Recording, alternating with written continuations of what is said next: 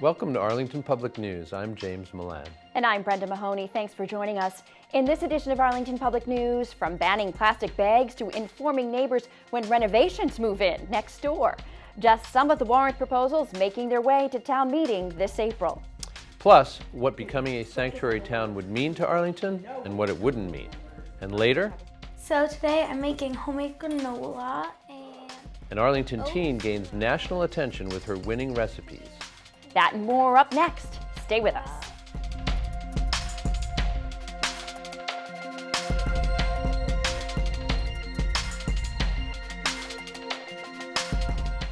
The growing national debate over undocumented immigrants turns local as Arlington debates becoming a sanctuary city, or in this case, a sanctuary town.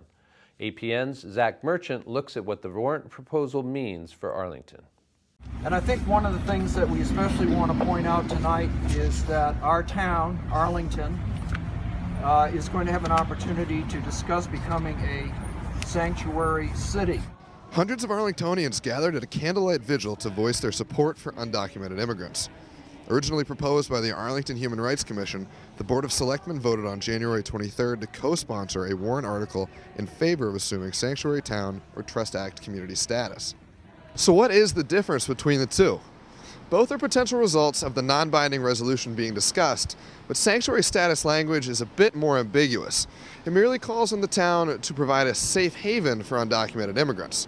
Trust Act community language, on the other hand, is a bit more exacting. It calls on the town to specifically spend no resources gathering information on an individual's immigration or documentation status. Importantly, neither of these two paths calls on the town to spend any resources on housing or other financial services for undocumented immigrants. My parents are refugees from Nazi Germany. They came in 1938. And not enough people spoke out about what was wrong. And I think that's just essential that the town do that for whatever is happening. If you don't speak out, it looks like you agree. But what exactly would this resolution mean for the town? In terms of policing policy, perhaps not all that much. The policies, the mission, and the practices of the Arlington Police Department amount to a sanctuary city. So you can rest comfortably that that's the way we're conducting our duties. Whether you all choose or the community chooses to take the symbolic move of adding the label to our community, we don't really have an opinion on that. What's most important to us is that our fair and impartial approach to policing is alive and well, and we're committed to that mission and that philosophical approach to policing. And no federal agency or federal policy or president will change our philosophical approach to policing in Arlington. But could there be other consequences for Arlington? From the campaign trail to the White House, President Trump has threatened to withhold federal funding from any town that adopts sanctuary status. We will end the sanctuary cities that have resulted in so many needless deaths. Cities that refuse to cooperate with federal authorities will not receive taxpayer dollars. The town manager's office points out that the majority of legal opinions on this matter asserts that only funding related to immigration or Department of Homeland Security programs could be affected. And as of right now, Arlington receives zero federal funding for DHS programs related to immigration enforcement. While legal precedent seems staunchly on the side of sanctuary cities, there remains a risk that the present administration could test this principle. For Arlington Public News, I'm Zach Merchant. Final wording of the warrant article is still in the works in preparation for April's town meeting. Until then, this conversation will surely continue around the country and right here in Arlington. For more information on the Sanctuary Town warrant article and what it means, visit the Town of Arlington website at arlingtonma.gov. Community voices are being raised across the country in almost daily rallies and protests. The Women's March, held the day after the inauguration, set the tone for many of these public rallies. We met 3 generations of Arlington women who joined the masses at the Boston Women's March.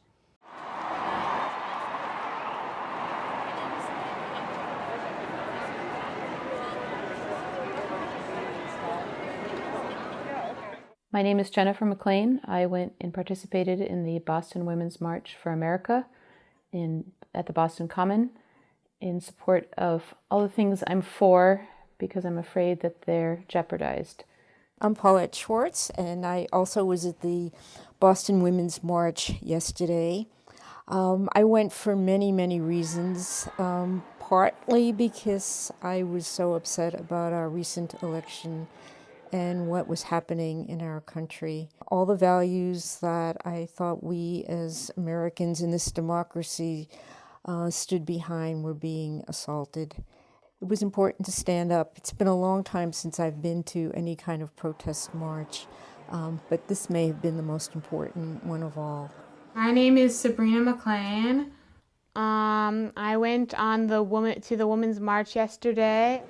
I went because I feel that in our democracy we have to go out and protest when we're upset with something in the government, because otherwise we're not going to be able to change anything. Several groups going in Arlington, and I was part of organizing our Democratic team to go. And mainly we all met at the train station and went in en masse. By the time we got there, there was a very, very big crowd. I don't think any of us ever expected to see so many people in one place. And I've been to other marches, and this was very, very different. And I was impressed by the numbers, by the fact that there were a lot of men there, even though it was a women's march, and there were people of all ages. It felt there was true diversity, and everybody was in a good mood. It was not the angry reaction that I think some of us were still holding on to. I think it brought out the best in everyone, and I'm just still thrilled to have been part of it.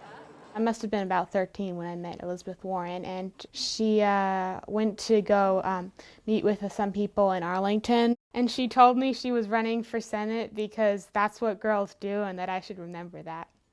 You can watch the full interview at ACMi.tv or by checking the public channel schedule. A draft of the Warrant articles for the annual town meeting are out, and construction regulations are once again making the list. APN's Zach Merchant joins us in the studio with more. Zach? Thanks, Brenda. Arlington Public News obtained a draft of warrant articles town meeting members will take up in April. Of the 60 potential articles, several address housing construction. The proposed regulations range from requiring contractors to tell neighbors when construction will start and stop, to limiting the amount of noise generated by their projects. The articles were proposed by a residential study group formed to help implement the town's master plan. The group is comprised of residents and town officials looking at ways to ease the impact of new construction on established neighborhoods. Several citizen-proposed warrant articles could also affect how business is done in town. One proposal would ban the sale or distribution of plastic bags at stores, restaurants, and other retail establishments. And another takes aim at a medical marijuana dispensary currently approved for a Water Street complex that also houses a pediatric office. The state mandates a 500-foot buffer zone surrounding medical marijuana dispensaries, which the town has interpreted to include only schools. The proposed bylaw would add pediatric offices, dance schools, and playgrounds to that buffer zone. A public hearing on the articles dealing with zoning and construction will be held March 13th at 6 p.m. at Town Hall. APN will continue to bring you updates on the proposed warrant articles. That's this week's Snapshot. Back to you guys. Thanks, Zach. Well, you know, James, it is only a draft version at this point, and there will be hearings on several of the articles, and then therefore they could change before this time and town meeting in April. But again, a lot to deal with and a lot of things to deal with zoning bylaw and construction, and we knew that from last year that things would be coming up again and having a more focused look at these Yeah, and items. I'm not sure if it's true every year, but interesting to me at least to hear the citizen warrant articles, those introduced by citizens or groups of citizens rather than some other local body. Not surprising given Arlington's kind of activist citizenry, I would say. Coming up next on Arlington Public News, searching the town's public records from anywhere. We'll show you how. Plus, how this year's mild winter could affect the spring growing season. That and more. Stay with us. Welcome back to Arlington Public News. The town is making it easier to find public records information on its website. An updated statewide public records law went into effect January 1st. Its goal, to make it easier and less costly to obtain public information. The regulation calls for all electronic public records to be posted in a central location on a town's website. If it's not available online, municipalities must provide up to 2 hours of research to find the information and get it to requesters within 10 calendar days. Assistant Town Manager Jim Feeney is the Records Access Officer for Arlington. He sat down with APN to explain the changes to the law and how to search the new system. So let's dive into a little bit then of, first off, how we get to the pub where, the central repository is if I'm looking for a public record. Sure. So when you get here to the town's webpage, you will see there is a spotlight regarding the new Public Records Center found on the website. It can also be navigated to in a few other ways. The primary way I envision residents accessing the Public Records Center would be here through the first tab on our bar here that says I want to, and then looks like the fifth choice down, I want to make a public records request. So someone would simply click there and they'll be redirected to the new web page that has been established to consolidate the public records contained already on the town's website, but also streamline the process for making a request for information that they were not able to locate on the website. So there is a dedicated form that's linked through this web page. And that is new itself, the dedicated form? Indeed it is. The law may have changed, but I think our view and the way we approach public requests for information will remain the same, and we always try to respond as expeditiously as possible. There are going to be some instances, maybe for a smaller department or a board or a commission that may not have staff support to respond under the new response times.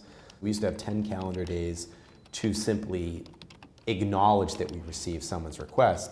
Now we have 10 business days to substantively respond with the records that someone's seeking if we have them, readily available in our possession. So that is certainly a much quicker timeline than we used to, but at least anecdotally or from my experience working in other departments in town, I would guess that we were mostly in compliance with the new law even before it went into effect in terms of responding as quickly as possible. But I can only imagine there will be some instances for particular departments, boards, or committees where that 10-day timeline could be tough. But it's going to be my role to help assist them and provide whatever support I can to make sure we meet these new obligations.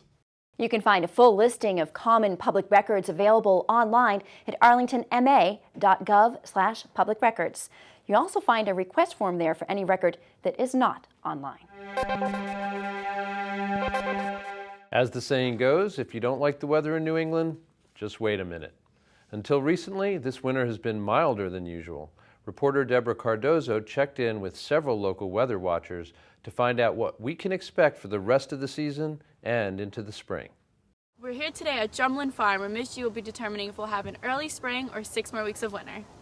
Miss G! This Groundhog's Day, Miss G, a female groundhog who resides at Mass Audubon Drumlin Farm Sanctuary in Lincoln, gave her 10th forecast. What's our prognostication? Shadow. That means winter's not over yet, people. 6. Don McCasland from the Blue Hills Observatory also thinks we will be having 6 more weeks of this mild winter weather. The majority of the forecasts were that it would be cooler than last winter, that there would be more precipitation, both more snowfall and more rain than last year. And precipitation-wise, they've been fairly accurate. We're a little less than they expected, but not a lot less than they expected. Frequently, years will balance out so that if you have a warmer than usual winter, you might have an average spring and perhaps a cooler than average summer, so that the year as a total averages out. But don't count on a cool summer. This warming pattern could continue. Sometimes when we get into a pattern where it's warm, it'll stay warm for a long time. So you have a warmer than average winter, all followed by a warmer than average spring and warmer than average summer. I think the mild winter is sort of a blessing and a curse.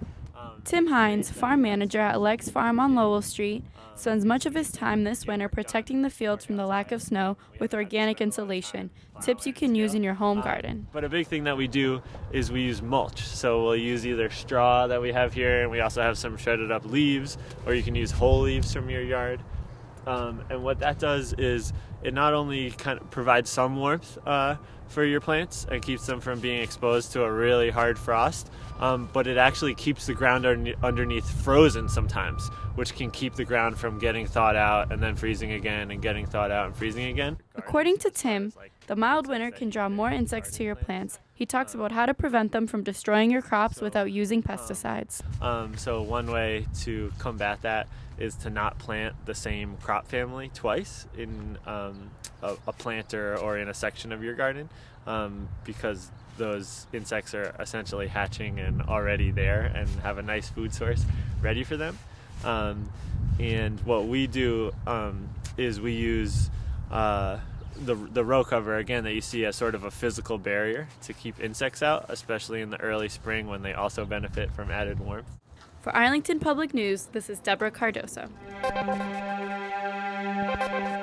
Whatever the weather outside, Town Hall became a winter wonderland inside during the recent Arlington Center for the Arts Gala. More than 100 people danced, conversed, and bid on auction items, all in support of the ACA's new home. The arts have the power to bring us together. The arts have the power to lift us up. The arts have the power to build bridges and connect us across differences of race and class and ethnicity and gender and sexuality and all of those things. We are so excited to bring the Arlington Center for the Arts into the heart of Arlington Center, to be neighbors with the Town Hall, to be neighbors with the Arlington Friends of the Drama. Arlington's K-12 Visual Arts Program Director David Artito received the group's McLennan Award. It honors his commitment to bringing an understanding of the power of the arts to students. Thankfully, there's no MCAS or PARC testing for the arts. Instead, the arts test us. They test our humanity, our willingness to explore new ideas, and to express our views of the world, and to even protest and resist when we see the need for it. We want students to see beauty in all things and in all people, to see that art making is as much about personal expression and commentary as it is about decoration, maybe even more so. I am so proud of the art teachers who teach students these essential roles that the arts can play each and every day. This is what core learning is. The Arlington Center for the Arts Future Fund Capital Campaign hopes to raise $1 million for the renovation of their new home in the old Central School on Maple Street. They must move out of the Gibbs former school building by June to make way for Arlington's 6th graders beginning September 2018. For more information on the ACA, upcoming events, and how to support the fund, visit acaarts.org. Well, I don't know if the groundhog predicted this, but we're already confounding the expectations for a mild winter, aren't we? That's right, that's right. We did, of course, timeliness here. We have been experiencing a mild winter, but by the time you see this newscast, it will have gone through some spring-like weather, icing, snow, and then a deep freeze of some sort. So, but it works very well with the old New England adage about just wait a minute. Does. Boy, oh boy. It certainly does. Well, coming up next, MLK's message for a new generation. And turning a winning recipe into social justice. That and more when we come back. It's an Arlington tradition, one which this year celebrated its 29th consecutive year. I'm talking about the Martin Luther King birthday observance that took place in Town Hall on January 16th. Hundreds were in attendance for a program celebrating Dr. King's achievements and legacy. Highlights included stirring music provided by celebrated soprano Leslie Christopher and pianist Paul White, the Outstanding Achievement Award going to Reverend Christine Elliott of Arlington's Calvary Church for her tireless commitment and dedication to improving the lives of others, and powerful words from the night's featured speaker, WGBH reporter Tina Martin. emceeing, as always, was Arlington icon Pearl Morrison, who urged the audience to stay hopeful in the face of current challenges. The main thing that I want to say to people is that don't let these things that are happening in our nation, don't let it steal your joy. Every single day that you're blessed to rise and shine, sing God the glory. Don't let anything that happens steal your joy. Find something happy in the day. Find someone to call and speak to. Reach out and just let us all enjoy one another, because I have a feeling that that's the way we're going to make it. Oh, words to live by there. A 13-year-old Arlington girl is receiving national attention after winning the Food Network's Top Junior Cooking Show. Charlotte Kilroy is using her success to advocate for a cause close to her heart. APN's Corrales Placencia brings us her story. So today I'm making homemade granola. 13-year-old Charlotte Kilroy of Arlington enjoys baking so much, she wanted to share her passion with others. And now she is, garnering a national audience as the Food Network's latest Top Junior winner. Winning it was just like a really happy moment for me, and everyone I see, they just come to me, they say congratulations, and they ask me all these questions about it. I love onions. Cooking has always played a role in the family and how they spend time together. I always help my mom make cookies and dinner, but I started cooking by myself when I was 7 or 8. I started making like eggs and breakfast for myself, and then I really liked it, so I just kept on cooking. We do like to cook a lot. I like to have fresh home-cooked meals. I think it's important not only for nutrition, but just for family time, and for me, it's sort of how I love and take care of my family. Charlotte was one of 4 young contestants competing on the show. She gave the scoop on her secret recipe for success. I think I won because I know how to balance flavors really nicely, and I know a lot about baking is what I do most. So once I got into the dessert round, I was like, yep, I'm gonna win this. All of Charlotte's friends gathered to watch the episode together, cheering her on. And that means, Charlotte Kilroy, that you are the Chopped Junior champion. They thought it was so cool. When I told them, they all got so excited. And then when they saw it, they were so excited. Everyone was like texting me. It was so cool. I'm so proud of her, mostly because she's just embraced the joy of it. I think I want to write some cookbooks, but I don't think I want to be like a professional chef or anything. I want to write cookbooks about like nutrition and stuff and how to make easy, healthy things. Charlotte is turning her passion for food towards another passion. $6,000 of her winnings will go towards the Trevor Project, which is a suicide hotline for LGBTQ+ teens. I am part of the LGBTQ+ community, and I have internet friends that live in different places that aren't, great places to be queer, and they can't get the help that they need sometimes. She's passionate about her advocacy, and I think if she can use this platform to get the word out about the issues that she thinks are important, I think she sees that as a real positive. After being on Chopped Junior, Charlotte is getting a lot more requests for that winning food, from America's Test Kitchen to friends and family. It's really good. Thank you for joining Arlington Public News as we explore events and issues affecting Arlington. Check out extended interviews and our latest segments on the web at news.acmi.tv.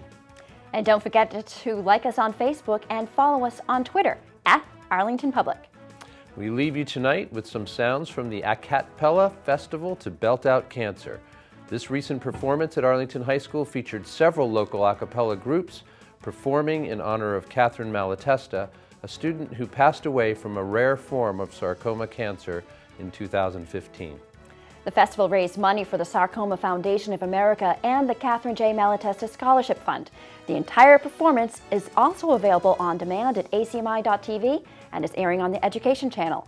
I'm Brenda Mahoney. And I'm James Milan. Thanks for joining us. We leave you with sights and sounds now. 1, 2, 3, 4. Celia, you're breaking my heart. You're shaking my confidence daily. Oh, Cecilia, I'm down on my knees.